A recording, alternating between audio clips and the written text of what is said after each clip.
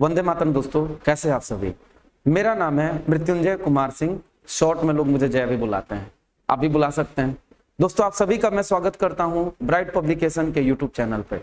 दोस्तों इस वीडियो में मैं आपको ये बताने वाला हूं, वीडियो पूरी लंबी देखिएगा। आपसे यह अनुरोध है, यदि आप चाहते हैं कि आपका नंबर अच्छा है एग्जाम में, आप वीडियो पूरी देखिएगा। भले आप फास्ट फॉरवर्ड करके देख लीजिए, उससे मुझे फर्क नहीं पड़ता है। वीडियो पूरी देखिएगा, उससे घट नहीं जाइएगा। ये आधा घंटा समय आपका बहुत समय बचा सकता है, यकीन कीजिए। क्योंकि दोस्तों मैं इसमें बताने वाला हूं कि आपको लूसेंट या किसी भी किताब में किस टॉपिक को पढ़ना है। दोस्तों ये ध्यान रखना, उस टॉपिक को यदि आप पढ़ लेंगे, आपका इतिहास से सवाल एक भी नहीं छूटेगा। इस बात को आप जान लीजिए, समझ गए, भरोसा कीजिए। आइए देखते हैं। इसी वीडियो में मैं आपको यह भी बताऊंगा, सिर्फ एक मंत्र आप याद रखना, वो यदि कर लेंगे आपका पहली बार में रिजल्ट होगा और आपका रिजल्ट कोई नहीं रोकेगा। आपको दिन रात पढ़ना भी नहीं पड़ेगा दोस्तों, बहुत कम पढ़ करके आप पहली बार में रिजल्ट देंगे। उदाहरण के लिए मैं आपके सामने खड़ा हूं दोस्तों, मैंने पहली बार में रिजल्ट क्लियर किया है। आपके सामने प्रूफ के लिए देख सकते हैं नंबर। अब देखें कि यह स्क्रीनशॉट का लिया हुआ है, आपको दिख रहा होगा ये प्रूफ, इसमें कोई कारीगरी नहीं। आप देख सकते हैं दोस्तों, मेरा ही नाम है, यहाँ पे कोई कारीगरी नहीं किया गया। बस मैंने यहाँ पे कुछ अपनी बेसिक जो चीजें हैं दोस्तों, मैंने जानबूझ के उसको ब्लर किया है, क्योंकि आगे आने वाले समय में हो सकता है मेरे डेटा का इस्तेमाल करके मेरे चैनल को हैक कर दिया जाए या वगैरह वगैरह।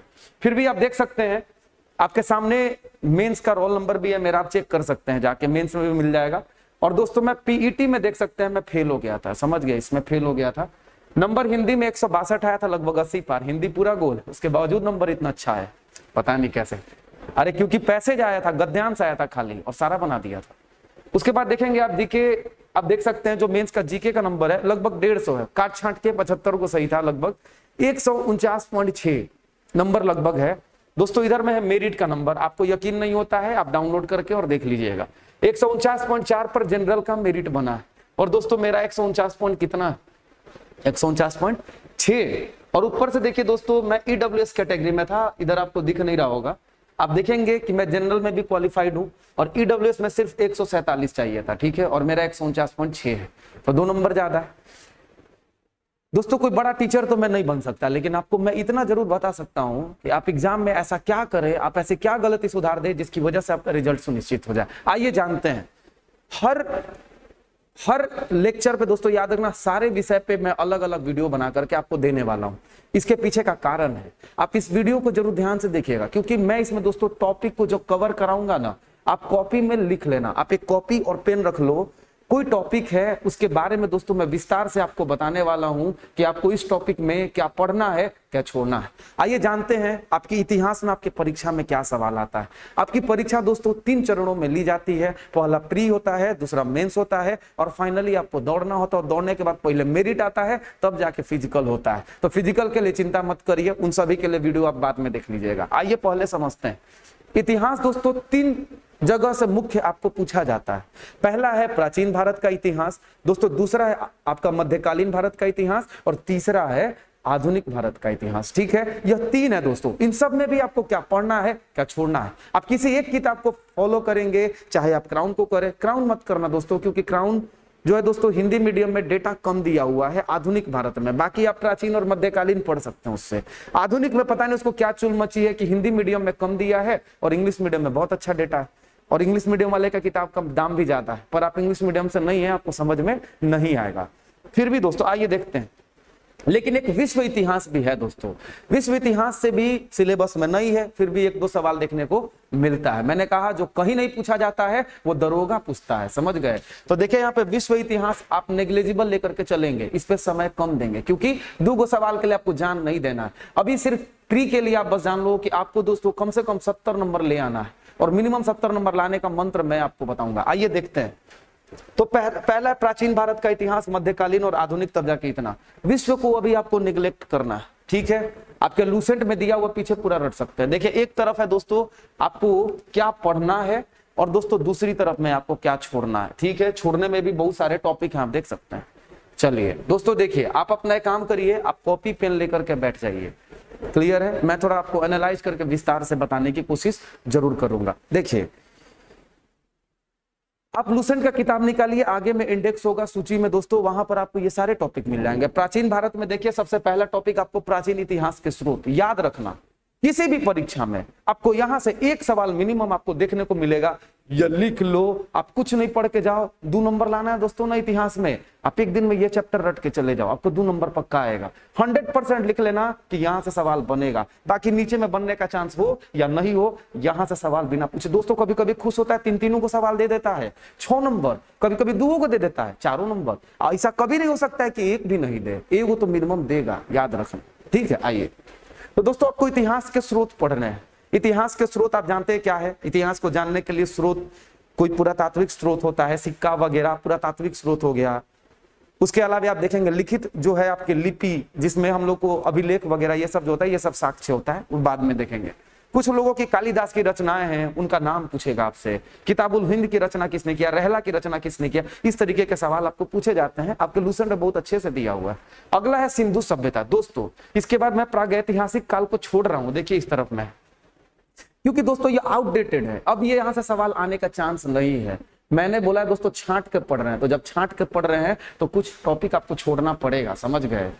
उसके बाद देखिए यहाँ पे वैदिक सभ्यता है, फिर वैदिक सभ्यता। देखिए इन सबसे महत्वपूर्ण टॉपिक ये सारे हैं। एक एक सवाल दोनों से बनने का चांस है, यदि इसमें से आएगा तो इसमें से नहीं आएगा, इसमें से आएगा तो इसमें से नहीं आएगा, समझ गए। आगे देखेंगे दोस्तों महाजनपदों का उदय। आपको खाली महाजनपद का दोस्तों राजधानी याद करना है, समझ गए। 16 गो महाजनपद है दोस्तों, जिसके बारे में अंगुत्तर निकाय से और भगवती सूत्र से दोस्तों आपको पता चलता है। और आप देखेंगे कि इसमें जो 16 महाजनपद है उनकी राजधानी, जैसे राज्य की राजधानी होती है वैसे इनकी भी राजधानी है। आपको खाली राजधानी याद करना है। आपके लूसेंट में डायरेक्ट ऐसे चार्ट बना के दिया गया है, रट लेना, क्या रट लेना। आगे देखेंगे। और दोस्तों धर्म में आपको सिर्फ जैन धर्म और बौद्ध धर्म पढ़ना है। जैन धर्म और बौद्ध धर्म क्यों शैव धर्म नहीं, इस्लाम धर्म नहीं? अरे दोस्तों दिल पर मत लेना, परीक्षा में नहीं आता है इसीलिए नहीं, समझ गए। जैन धर्म और बौद्ध धर्म, और खास करके दोस्तों आप देखेंगे जैन धर्म की 2 संगीतियां हैं, बौद्ध धर्म की 4 संगीतियां। कुछ पढ़ना नहीं पढ़ना दोस्तों, आप याद रखना, इसके सभी गुरु का नाम याद कर लेना। और बौद्ध धर्म इसमें कितने 24 को तीर्थंकर हैं, तो 24 का नाम याद कर लेना, समझ गए। और 24 का जरूरत नहीं है, नीचे से 4 ऊपर से 4, समझ गए। नीचे से 4 1 2 3 4 और ऊपर से 20 21 22 23 24, ये सब रट लेना है। उनके अलग अलग सिंबल है जिससे उनको दर्शाया जाता है, समझ गए। तो इस तरीके का चीजें हैं। उसके बाद आप देखेंगे मगध राज्य का उत्थान। दोस्तों मगध राज्य के उत्थान से पहले आप देखेंगे सिकंदर का आक्रमण होता है, वो कॉपी में नोट कर लीजिए। सिकंदर का आक्रमण दोस्तों आपको पढ़ना है, समझ गए क्या? आपको सिकंदर के बारे में पढ़ना है। 326 में हाइडेस्पिस का युद्ध होता है, जिसको झेलम का भी युद्ध करते हैं, राजा पोरस को हराता है वगैरह वगैरह, आपको उसमें पढ़ना है, वो पढ़ लेना। उसके बाद मगध राज्य के बारे में आप देखेंगे कि सिकंदर के समय दोस्तों मगध में कौन राज्य था? धनानंद का शासन था। और दोस्तों चाणक्य की सहायता से उसको कौन हराने का काम करता है? चंद्रगुप्त मौर्य। ये विशाख दत्त की पुस्तक मुद्रा राक्षस से हमको पता चलता है। और दोस्तों यह कई बार पूछा गया, मुद्रा राक्षस की रचना किसने किया, समझ गए। आगे देखिए ब्राह्मण साम्राज्य। दोस्तों याद रखना, इसमें पुष्यमित्र शुंग के बारे में पढ़ना है। ब्राह्मण साम्राज्य में दोस्तों सब नहीं पढ़ना है, खाली पुष्यमित्र शुंग के बारे में आपको पढ़ना है, ठीक है। आगे बढ़ते हैं शुंग वंश के बारे में। अगला देखिए भारत में यमन। अब देखिए दोस्तों एक बार मौर्य काल के पहले आक्रमण होता है तो सिकंदर महत्वपूर्ण है। दारा प्रथम भी है, डिमेट्रियस प्रथम जिसको कहते हैं। और उसके बाद मौर्य काल आता है, और मौर्य के बाद दोबारा एक चरण आता है जिसमें विदेशी आक्रमण होते हैं, जिसमें हिंद, यवन, शक, पार्थिव और तब जाके कुषाण। ये दोस्तों इतने सारे थे और 4 आक्रमण होते, उन सबके बारे में पढ़ना है। कुषाण में आप कनिष्क के बारे में पढ़ेंगे। पहली बार इन लोगों ने दोस्तों याद रखना जो सोने का सिक्का जारी करते हैं, कुजुल कैडफेसिस, विम कैडफेसिस, इस तरीके से नाम है। विम कैडफेसिस पहली बार सोना दोस्तों याद रखना सिक्का जारी करता है। इस तरीके का सवाल बनते हैं, आपके लूसेंट में अच्छे से दिया हुआ। इनसे हमने क्या सीखा है दोस्तों? यवनिका जो आज पर्दा देखते हैं नाटक में, वो सब हमने इनसे सीखा है। इसके बारे में आपकी किताब में मिलता है। अगला देखेंगे दोस्तों गुप्त साम्राज्य आता है, याद रखना गुप्त। दोस्तों चंद्रगुप्त मौर्य नहीं है, यह गुप्त साम्राज्य दूसरा है, इसके बारे में पढ़ेंगे। इसके प्रशासन के बारे में आपका लूसेंट काफी है, लूसेंट काफी है, ये ध्यान रखना। इसमें आप समुद्रगुप्त के बारे में पढ़ेंगे, चंद्रगुप्त द्वितीय विक्रमादित्य के बारे में पढ़ेंगे, उनके 9 रत्नों के बारे में पढ़ेंगे। दोस्तों आगे देखते हैं पुष्यभूति या वर्धन वंश आपको पढ़ना है। हर्षवर्धन के बारे में आप पढ़ेंगे। हर्षवर्धन उसका भाई था राज्यवर्धन, बहनिया थी राज्यश्री, उसकी हत्या करवा देता है कौन? शशांक, समझ गए। इस तरीके से शशांक बौद्ध वृक्ष को कटवा देता है, उसको हराने का काम कौन करता है? हर्षवर्धन करता है। इनके बारे में आप पढ़ेंगे। इनके काल में जो दोस्तों कौन कौन आया था, हुएन सैंग, रहल, समझ गए, ये सभी का सभी। तो जो भी इनके काल में आया था उनके बारे में आपको पढ़ना है। फाहियान आया था, समझ गए। इनके समय में कौन आया था? फाहियान चंद्रगुप्त द्वितीय के समय आया था। और इनके समय में कौन आया था? कमेंट बॉक्स में बताइए। देखिए उसके बाद आप दक्षिण वाले में जाएंगे दोस्तों, सब नहीं पढ़ना है। दक्षिण में बहुत सारे हैं। आपको राजपूत वंश के बारे में छोड़ देना है, पल्लव वंश पढ़ना दोस्तों, याद रखना, यहाँ से सवाल आता है, इनके द्वारा बनाए गए मंदिरों के बारे में दोस्तों सवाल आता है। उसके बाद आप देखेंगे चोल साम्राज्य के बारे में आपको पढ़ना है। उसके बाद आप देखेंगे पाल, और तब जाके दोस्तों चालुक्य के बारे में आपको नहीं पढ़ना है। ये जो चालुक्य लिखा हुआ है, ये चालुक्य को आप छोड़ देंगे, कोई दिक्कत नहीं, चालुक्य को छोड़ देंगे, आपकी मर्जी है। इनके दोस्तों 3 या 4 शाखाएं थी भारत में, वेंगी के चालुक्य, वातापी के चालुक्य, इस तरीके से उनके बारे में वैसे पढ़ लीजिएगा तो आपका कोई लॉस नहीं होगा, लेकिन चालुक्य को आप छांट सकते हैं अपने लिए, ठीक है। प्रागैतिहासिक काल को छोड़ दिया, ये सारे धर्मों को छोड़ दिया। संगम युग में दोस्तों याद रखना कि 3 गो संगम का ऑर्गेनाइज किया जाता है। वो तीनों संगम की अध्यक्षता किसने की थी, खाली आप ये पढ़ लेना, कॉपी में नोट कर लो अभी। तीनों संगम की अध्यक्षता किसने की थी यह देख लेना। राजपूत राजवंश, ठीक है, नीचे चालुक्य और तब जाके प्रतिहार। दोस्तों इन सभी को आप छोड़ दीजिए, कोई दिक्कत नहीं है। प्रतिहार के बारे में एक महत्वपूर्ण सवाल आता है कि कन्नौज के लिए त्रिपक्षीय संघर्ष में युद्ध हुआ था, उसमें एक ये थे, एक पाल थे, और कौन थे बताइए कमेंट बॉक्स में। चलिए आगे चलते हैं दोस्तों। देखिए अब एक और चीज है कि आप लोगों को मैं बताना चाहूंगा, थोड़ा प्रचार कर लूं। देखिए ये जो चैनल है दोस्तों, इस पर एक बैच चलता है, बहुत सस्ता बैच है, 499 में आपको पूरा फुल बैच मिल जाता है। और यह नया बैच शुरू हो रहा है दोस्तों, याद रखना 2 नवंबर 2022 से, छठ के जस्ट एक दिन बाद से आपका शुरू होगा दोस्तों। 2 नहीं मानिए इसको, 3 नवंबर से मान के चलिए, यह 3 नवंबर से आपका यह बैच शुरू होने जा रहा है दोस्तों। बहुत ही महत्वपूर्ण और बहुत ही अच्छा बैच होगा, याद रखना, इतना आपके लिए रामबाण साबित होगा। आप इतना क्यों करेंगे, आपके लिए मेहनत करने के लिए हम हैं, आप अपना मेहनत कीजिए, आप खाली याद करने पर ध्यान दीजिए। ये मत देखिए कि क्या पढ़ना क्या नहीं करना, 10 जगह वीडियो देखने से बढ़िया है आप एक जगह पेमेंट कीजिए 500 रुपया और एक जगह एडमिशन लीजिए, और आपको हर जगह से बढ़िया पढ़ाई दिया जाएगा। यकीन नहीं होता है तो नीचे में बहुत सारे वीडियो आपको पड़े हुए मिलेंगे चैनल पे, आप डेमो के लिए वो वीडियो जरूर देख लीजिएगा, ठीक है। 500 में दोस्तों आप देख सकते हैं कि आपको प्री और मेंस दोनों तैयारी करा दिया जाएगा, इसी में टेस्ट सीरीज भी आपका है, और दोस्तों सारे सब्जेक्ट इसमें आपको पढ़ाए जाएंगे, मैथ और रीजनिंग में। लेकिन दोस्तों मैथ और रीजनिंग के लिए कंडीशन है, मैथ और रीजनिंग आपको प्री के बाद पढ़ाया जाएगा, प्री में नहीं पढ़ाया जाएगा, क्योंकि प्री में 4-5 गो सवाल आता है मैथ रीजनिंग से। लेकिन एक दूसरा बैच है दोस्तों, यह ज्योग्राफी से शुरुआत होगा। आप चाहे तो खाली ज्योग्राफी में भी एडमिशन ले सकते हैं, खाली ज्योग्राफी लेना है तो उसमें भी 2 भाग हैं, वर्ल्ड ज्योग्राफी और इंडियन ज्योग्राफी। दोनों अलग अलग करेंगे तो 100 रुपया लगेगा, पहले वर्ल्ड खत्म होगा तब जाके इंडियन ज्योग्राफी खत्म होगा। यदि आप दोनों साथ में करेंगे तो दोस्तों 150 रुपया आपको पेमेंट करना होगा। ज्यादा जानकारी के लिए आप इस नंबर पे कॉल कर सकते हैं, 8298844569। इस नंबर पे कॉन्टैक्ट करके दोस्तों आप चाहें तो एडमिशन ले सकते हैं। 2 तारीख से बैच शुरू है, बाकी आपकी मर्जी है, आप नहीं चाहे तो नहीं भी ले सकते हैं, लेकिन दोस्तों आपको लेना चाहिए, समझ गए, इससे आपका रिजल्ट सुनिश्चित हो जाएगा, समझ गए। बहुत सारे बच्चे हैं, 250 से ज्यादा लोग एडमिशन ले चुके हैं, आपको मैं प्रूफ अभी नहीं दिखा सकता, नहीं तो 250 से ज्यादा बच्चे एडमिशन ले चुके हैं। आइए ऑफलाइन भी चलता है, आप चाहे तो ऑफलाइन भी क्लास करने पटना में आ सकते हैं।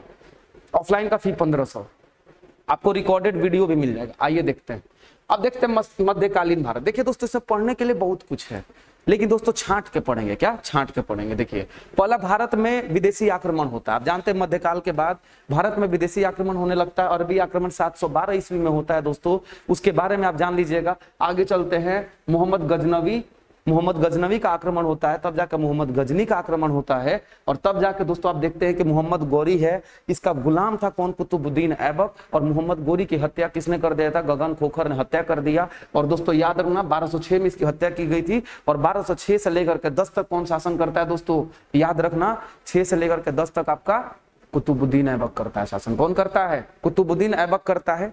6 से 10 या 12 तक ऐसा ही कुछ कार्यकाल है, वो फैक्ट है, देख लीजिएगा।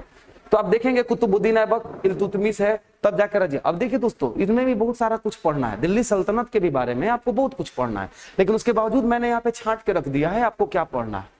आप देखेंगे गुलाम राजवंश के बारे में पढ़ेंगे, पहला कुतुबुद्दीन ऐबक जिसको हम लोग लाख बख्श भी कहते थे, इस तरीके का सवाल बनता है। पोलो खेलते वक्त, चौगान खेलते वक्त दोस्तों इसकी मृत्यु हो गई थी घोड़े से गिर करके। और उसके बाद देखेंगे इल्तुतमिश के बारे में दोस्तों आए दिन सवाल आते रहते हैं, समझ गए। इल्तुतमिश, इसने कुतुब मीनार बनाने का नींव रखा था दोस्तों, इसने पूरा करवाया था, समझ गए। रजिया सुल्तान इल्तुतमिश की बेटी दोस्तों, एकमात्र लड़की जो सुल्तान बनी थी, इनके बारे में जानना। फिर बलबन के बारे में पढ़ना दोस्तों, इनके बीच में बहुत सारे हैं, बहरम शाह है, अलाउद्दीन मसूद है, इस तरीके के सवाल बहुत सारे बन सकते हैं। और दोस्तों छांट के पढ़ रहे हैं तो कुछ तो खोना पड़ेगा ना, क्या। आगे देखिए तुगलक वंश, लोदी वंश। एक और बात मैं आपको क्लियर कर दूं दोस्तों, इतना छांट के पढ़ के आप प्री क्लियर कर सकते हैं, मेंस क्लियर नहीं होगा। मेंस के लिए आपको मेहनत पूरा करना पड़ेगा, सारे टॉपिक को टच करके जाइएगा, आपका रिजल्ट होगा, समझ गए। लेकिन प्री के लिए आप इतना कर लेंगे, आपका रिजल्ट पक्का होगा, एकदम लिख लीजिए। उसके बाद मुगल के बारे में दोस्तों पढ़ेंगे, बाबर ने कैसे इसकी स्थापना की थी, कौन कौन सी लड़ाइयां लड़ी थी। हुमायूं आता है जिसकी हत्या दोस्तों, जिसकी मृत्यु हो गई थी, सीढ़ी पर से गिरने के बाद जिसकी मृत्यु हो गई थी, उनके बारे में पढ़ेंगे। हुमायूं के बाद उसके बाद सूर्यवंश के बारे में देखेंगे। सिकंदर, आप जानते हैं ना ये दोस्तों कौन थे, कौन से सूर थे? अरे शेर खान को उपाधि जिसको मिली थी दोस्तों, बचपन का नाम फरीद था जिसका, शेर शाह सूरी। अरे बिल्कुल वही जिसने पटना नगर का स्थापना किया था। आगे देखते हैं विजयनगर साम्राज्य। देखिए आपको पता होना चाहिए कि विजयनगर साम्राज्य, देखिए दोस्तों आप जान लीजिए कि सल्तनत काल में बलबनक के बाद आपको तुगलक वंश में आपको 3 को पढ़ना है, गयासुद्दीन तुगलक, मोहम्मद बिन तुगलक और फिरोज शाह तुगलक। तीनों बहुत ही ज्यादा जरूरी है दोस्तों, इनके द्वारा कुछ चीजें शुरू की गई थी, आपको वो जरूर पढ़ लेना। अगला देखेंगे लोदी वंश। तो लोदी में आप देखेंगे सबसे आखिरी शासक कौन था दोस्तों, इब्राहिम लोदी, जिसकी हत्या कर देता है कौन, बाबर कर देता है पानीपत के प्रथम युद्ध में। ठीक है, आपसे पूछा जाएगा द्वितीय युद्ध किसमें, कमेंट में छाप के बताइए। अगला देखिए द्वितीय पानीपत का युद्ध किसके साथ हुआ था, कब हुआ था। मुगल राजवंश के बारे में दोस्तों आए दिन सवाल आता है। मुगल राजवंश में आप देखेंगे बाबर है, हुमायूं है, अकबर है, जहांगीर है, शाहजहां है, औरंगजेब है। और औरंगजेब के बाद दोस्तों उत्तर मुगल काल शुरू होता है। तो दोस्तों आप देखेंगे उत्तरवर्ती मुगल काल भी है, और दोस्तों यहां से भी सवाल बनता है, समझ गए। और इनके समय ही आप देखेंगे अंग्रेज भारत में अपनी नींव रखते हैं। आगे देखते हैं हम, अगला देखते हैं। तो दोस्तों आप देखेंगे सूर्यवंश के बारे में पढ़ना है और विजयनगर साम्राज्य के बारे में पढ़ना है। बहमनी आपको नहीं पढ़ना है, बस इतना पढ़ लेना कि बहमनी साम्राज्य की स्थापना कौन करता है, कब करता है, बस इससे ज्यादा नहीं पढ़ना है। बाकी विजयनगर साम्राज्य में दोस्तों 4 गो वंश के बारे में पढ़ेंगे। सुलुभ तुलुभ वंश है, इसमें कृष्णदेव राय किस वंश से संबंधित से यह पूछा जाता है। अपनी माँ के नाम पे कौन सा नगर बसाया था इन्होंने, इस बार पूछा गया था। आगे देख सकते हैं मुगल के प्रशासन जरूर पढ़िएगा दोस्तों, प्रशासन मुगलों का जरूर पढ़िएगा। किसी का प्रशासन आपको छोड़ के नहीं जाना है, सबका प्रशासन पढ़ना है। शिवाजी के बारे में पढ़िएगा और इनके प्रशासन के बारे में पढ़िएगा, क्योंकि दोस्तों इससे सवाल पिछली बार आया था 2446 में, और इस बार नहीं देखने को मिला है दोस्तों, लेकिन प्री में मिला है। इस बार के प्री सेकंड शिफ्ट में मिला है, यहाँ से देखने को सवाल, लेकिन आगे भी आपको मिलेगा। और दोस्तों सबसे महत्वपूर्ण टॉपिक सिखों के गुरु के बारे में पढ़ना है। सिखों के गुरु के बारे में दोस्तों 10 गुरु हुए। पहले गुरु नानक, 10वें गुरु गोविंद सिंह। पहले ने क्या किया था, संगत और पंगत की स्थापना किया था, समझ गए। इस तरीके से गुरु अंगद देव ने गुरुमुखी लिपि की स्थापना किया। गुरु अर्जन देव ने जो है दोस्तों उनकी जो आदि पुस्तक है उसका रंच किया था, आदि ग्रंथ का रचना इन्होंने किया था। और फाइनली जो आज का जो स्वरूप दिया गया आदि ग्रंथ को, उसकी रचना किसने किया है, गुरु गोविंद सिंह ने किया। इनके 2 पुत्रों को जो है दोस्तों दीवार में चुलवा देने का काम कर दिया गया था, इस तरीके से। ठीक है, अब आइए दोस्तों आधुनिक भारत। देखिए आप सब्र कर रहे हैं, इसका मतलब आप एक सीरियस स्टूडेंट है। आप दोस्तों खुद को पहचानिए, मेहनत कीजिए, आपका रिजल्ट कोई नहीं रोकने वाला। आइए देखते हैं, अगला है दोस्तों आधुनिक भारत का इतिहास। आप देख सकते हैं, देखिए आधुनिक भारत में भी दोस्तों पढ़ने के लिए बहुत कुछ है। आप इससे पहले के जितने टॉपिक आप छोड़ दे रहे थे ना दोस्तों, इसमें जितना मिल जाए ना उतना पढ़ लो, उतना कम है। लेकिन फिर भी जहां से सवाल आता है दोस्तों 50% मैं आपको टॉपिक बता दूंगा, आप उस टॉपिक को कवर कर लेना। आप याद रखना कि आपका रिजल्ट में दोस्तों आधा सवाल वहां से आएगा, टपकेगा। ठीक है, आइए देखिए आधुनिक भारत के इतिहास में आप देखेंगे कि भारत में यूरोपीय कंपनी का आगमन। भारत में आप देखेंगे दोस्तों पहला टॉपिक आपको यही पढ़ना है कि पहले कौन आए थे, पुर्तगाल, डच, अंग्रेज, इस तरीके से। सबसे अंत में कौन आए थे, इस तरीके से आता है। कंपनी मध्यकाल भारत में जब आए थे, पहली बार कौन विदेशी आया था, वास्को डी गामा आया था। किस बंदरगाह पे आया था, कालीकट पे आया था। किस राजा ने स्वागत किया था, जेमोरिन ने किया था। किसकी सहायता से आया था, अब्दुल माजिद की सहायता से आया था, जो कि गुजराती थे। समझ गए, इस तरीके का दोस्तों सवाल आपके परीक्षा में बनते हैं, समझ गए। अंग्रेजों में दोस्तों बॉम्बे की स्थापना किसने किया, बंगाल की स्थापना किया। कैसे अंग्रेजों ने दोस्तों बंगाल पे पहली बार आधिपत्य हासिल किया था, कब, 1757 के प्लासी के युद्ध के समय। कौन उस समय दोस्तों अंग्रेजों का जो उत्तरवर्ती मुगल काल में पढ़ना था आपको, उस समय मुगल का बादशाह कौन था दोस्तों, आलमगीर द्वितीय था। फिर जाकर के फाइनली बक्सर का युद्ध लड़ते 1764 में, और दोस्तों उनका कब्जा हासिल हो जाता, समझ गए। तो इनके बारे में पढ़ना। इतना ही नहीं दोस्तों, यूरोपीय कंपनी जब भारत आए तो ये आपस में लड़ते थे। जैसे फ्रांस और अंग्रेजों के बीच में आप देखेंगे सप्तवर्षीय युद्ध होता है, जिसकी वजह से दोस्तों तृतीय कर्नाटक युद्ध होता है। प्रथम कर्नाटक युद्ध दोस्तों ऑस्ट्रिया के उत्तराधिकारी से प्रेरित था, और 3 गो कर्नाटक का युद्ध होता है। तो आपसे पूछा जाता है वेदरा का युद्ध दोस्तों दोस्तों पूछा जाता है। वनडी वॉश का युद्ध था, उसमें दोस्तों अंग्रेजों का नेतृत्व किसने किया था, यह सब आपसे दोस्तों पूछा जाता है, समझ गए। और इसमें अंग्रेजों ने किसके किसके बीच में यह युद्ध हुआ था, अंग्रेजों के बीच में, विदेशियों के बीच में, दोस्तों यह आपसे पूछा जाता रहा है सवाल, ये देख लीजिएगा, कॉपी में नोट करते चलिए। अगला देखिए, बंगाल पर अंग्रेजों का विजय, मैसूर पर विजय। दोस्तों युद्ध के बाद यह संधि करते थे और संधि के प्रावधान दोस्तों आपको याद करना है। मैसूर के लिए दोस्तों 4 गो मैसूर युद्ध हुए हैं और दोस्तों चारों में 4 संधियां की गई हैं। पहला में मद्रास, दूसरा में दोस्तों मैंगलोर की संधि, तीसरा में श्रीरंगपट्टनम और चौथा में कोई संधि नहीं दोस्तों। वहां पे टीपू सुल्तान अकेला लड़ते हुए दोस्तों गेट पर शहीद हो जाता है और उसी दिन से दोस्तों शेर ए मैसूर के नाम से उसको जाना जाता है।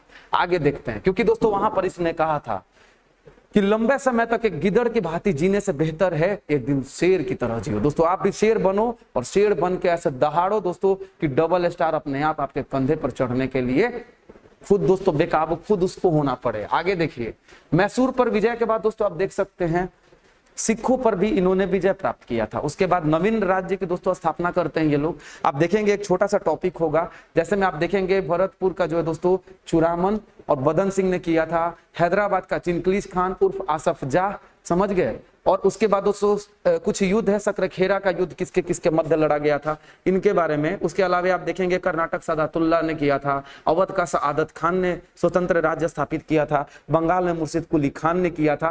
किस मुगल बादशाह के कार्यकाल में ऐसा किया गया था, आप ये सब भी पढ़ लेंगे, लिख लीजिए कॉपी में।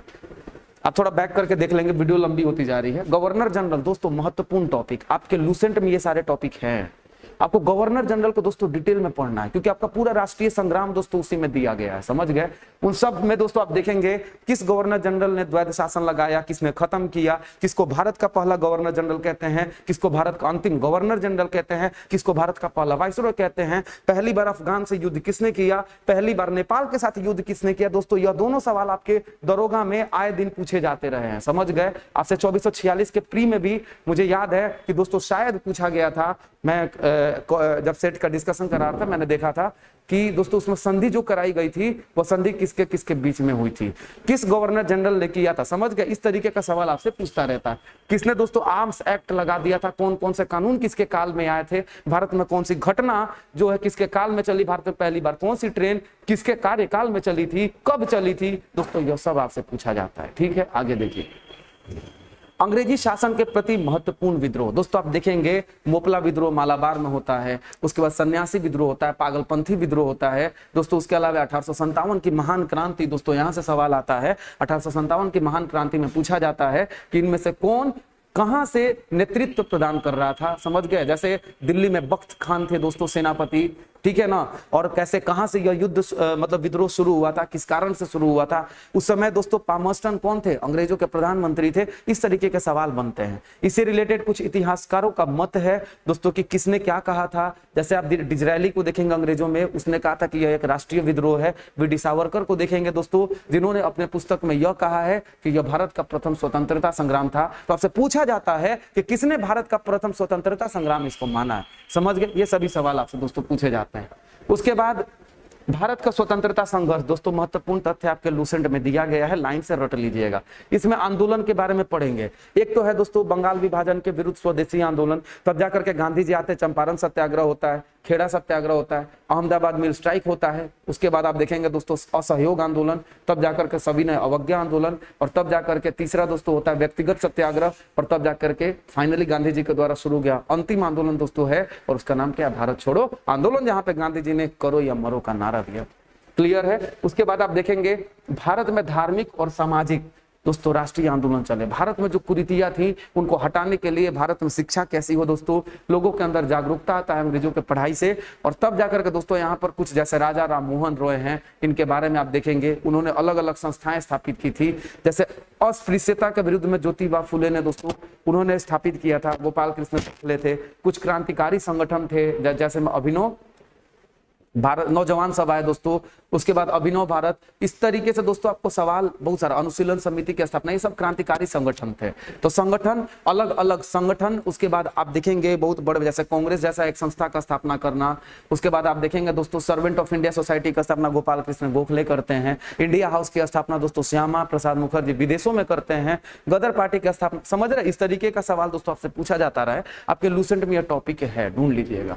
अगला है दोस्तों, उसके बाद भारत के महान शहीद के बारे में दोस्तों आप लूसेंट के पीछे में जाना, और लूसेंट के पीछे में है शहीद के बारे में आपको दिया गया, जिसको शहीद ए आजम किसको कहते हैं, कमेंट बॉक्स में छाप दो, भगत सिंह को कहते हैं। प्रमुख वचन एवं नारे दोस्तों आप देखिएगा पीछे लूसेंट में अलग से टॉपिक बना के दिया गया, किसने कौन कौन सा वचन दिया था, जैसे करो और मरो का नारा किसने दिया, गांधी जी ने। तुम मुझे खून दो मैं तुम्हें आजादी दूंगा दोस्तों, यह किसका नारा, सुभाष चंद्र बोस का। इस तरीके का सवाल आता है। कुछ पत्र थे, कुछ प्रमुख पत्रिकाएं थी दोस्तों, इनके बारे में पढ़ना आपको काम है, आपका काम है। उपाधि प्राप्त करता दोस्तों, देखिए उपाधि, जैसे गांधी जी, जैसा रविंद्रनाथ टैगोर को दोस्तों नाइटहुड की उपाधि देंगे, कब लौटाया था, उन्होंने गांधी जी को महात्मा की उपाधि दिया था। महात्मा गांधी को राष्ट्रपिता की उपाधि दोस्तों किसने दिया था, आपके नेताजी सुभाष चंद्र बोस ने। और नेताजी को नेताजी की उपाधि किसने दिया था, हिटलर ने दिया था, समझ गए। तो इस तरीके का दोस्तों सवाल। और बारदोली सत्याग्रह के दौरान दोस्तों सरदार वल्लभ भाई पटेल को सरदार की उपाधि दोस्तों वहां की महिलाओं ने दिया था। इस तरीके का आपको टॉपिक में मिलेगा और आपको करना है दोस्तों, याद रखना। वो सभी एक तरफ और ये सभी एक तरफ, एक एक सवाल बनता है, याद रखना। ये पेपर जो है ना दोस्तों, प्रकाशित पत्र और पत्रिका एवं पुस्तकें, यहां से लिखित ले लो कि एक सवाल जरूर बनेगा आपके परीक्षा में, लिख लेना। 2 नंबर।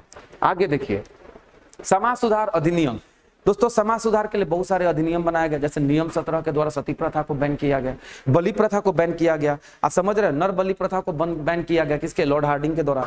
तो दोस्तों इस तरीके का सवाल आपके परीक्षा में पूछा जाता रहा है और आगे भी पूछा जाएगा, यह ध्यान रखिए। विधवा पुनर्विवाह अधिनियम कब आया था, शारदा अधिनियम कब आया था। उसके अलावा दोस्तों आप देखेंगे कि बहुत सारे महत्वपूर्ण समितियां हैं, ब्रिटिश कालीन आयोग है। जैसे आपसे पूछा जाता है कि पहला दुर्भिक्ष आयोग किसके काल में बनाया गया था, किसकी अध्यक्षता में बनाया गया था दोस्तों, हंटर आयोग कब बनाया गया था, किस चीज से संबंधित है, इस तरीके का सवाल आपके लूसेंट में दिया गया है पीछे।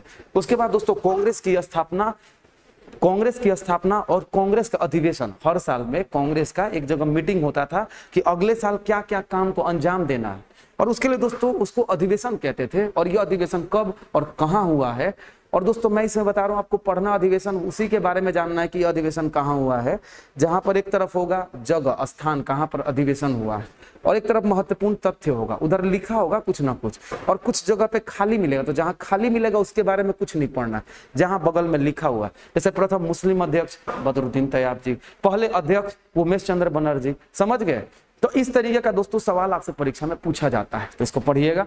अगला है दोस्तों मुस्लिम धार्मिक सुधार आंदोलन दोस्तों सर सैयद अहमद खान के नेतृत्व में आपका चला था दोस्तों। चलिए आगे चलते हैं बस। तो अब इसके अलावे आप देखेंगे छोड़ना क्या है, तो भैया इसमें कुछ नहीं छोड़ना है, क्योंकि तीनों इतिहास में सबसे ज्यादा सवाल दोस्तों यहां से बनता है और यह कहीं भी टॉपिक से टच करता है। कुछ महत्वपूर्ण है, आप पेपर का नाम मत छोड़िएगा। जो नीचे में मैंने दोस्तों दिया है ना, आप लूसेंट के पीछे में जाइएगा जहां तथ्यात्मक चीजें हैं, सब जगह से सवाल बनेगा। आप लूसेंट पढ़ लो और दोस्तों लूसेंट पे भरोसा करो, आपका प्री कोई नहीं रोकेगा, समझ गए।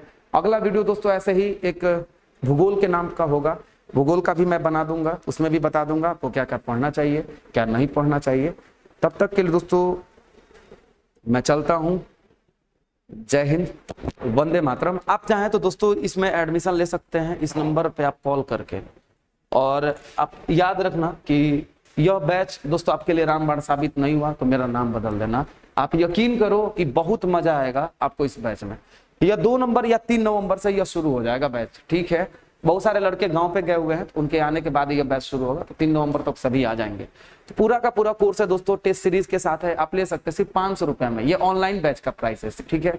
ऑफलाइन आना चाहते हैं तो 1500 उसका फी है। आप चाहे तो यहाँ पे पहले क्लास करिए, पैसा का चिंता नहीं, ऑफलाइन के लिए आपको जब मन आप तब दीजिएगा। और दोस्तों ज्योग्राफी से शुरू होगा, इसीलिए ज्योग्राफी का आप खाली ज्योग्राफी पढ़ना चाहते हैं, वर्ल्ड ज्योग्राफी के लिए आपको 100 रुपया करना पड़ेगा, और इंडियन के लिए 100 और दोनों 149। आपको एडमिशन लेना है तो दोस्तों आप ये जो बगल में नंबर दिया गया है, इस नंबर पे आप कांटेक्ट करके पूछ सकते हैं। यदि आप डायरेक्ट एडमिशन लेना चाहते हैं तो आप एक काम कर सकते हैं, इस नंबर पे आप गूगल पे, फोन पे या कुछ भी करके यदि फुल कोर्स का लेना चाहते हैं तो 500 पेमेंट करके, और दोस्तों इनमें से जो भी करना चाहते हैं उसका पेमेंट करके और उसका स्क्रीनशॉट और अपना नाम दोस्तों मेरे पे भेज देंगे, आपको ग्रुप में ऐड कर दिया जाएगा। आपको वीडियो का लिंक उसी में मिलते रहेगा। आप चाहे तो कॉल करके भी पता कर सकते हैं। आपको दोस्तों बहुत सारे वीडियो मिल जाएंगे डेमो क्लास के लिए, आप देख लीजिएगा। तब तक के लिए आपको कोई एप्लीकेशन डाउनलोड नहीं करना है, आपको वीडियो का डायरेक्ट लिंक मिलेगा ग्रुप में, आप उसको क्लिक करिएगा और क्लास करिएगा। आपको रिकॉर्डेड वीडियो भी मिलेगा दोस्तों, ठीक है। नोट्स वगैरह के चक्कर में मत पढ़िए, किताब से पढ़िए। कोई भी टीचर नोट्स बनाता है कहाँ से बनाएगा? किताब से बनाएगा, आपको किताब पढ़ाया जाएगा, ठीक है। चलता हूं मैं तब तक के लिए दोस्तों। जय हिंद और वंदे मातरम।